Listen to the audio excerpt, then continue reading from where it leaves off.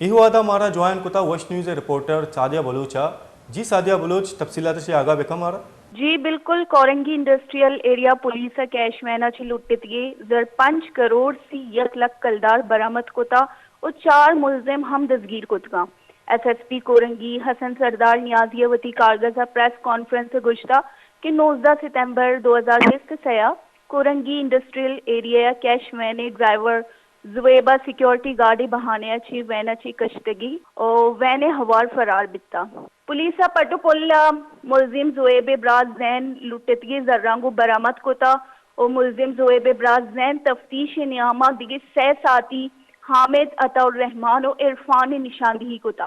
Police सही मुलजिम हरी पूरा ची दसगीर कुतगा और लुटतगी रकम आनी गराची वती कब्जे सुरतगा। एसएसपी कोरंगी गुश्ता के मुलजिम जुहेब और रशीद दसगीरी वास्ता मुसलसल चापाजनक बुहा गई। जी बाज मेहनतवार सादिया बलूच मारा तफसीलाची आगा करने के वास्ता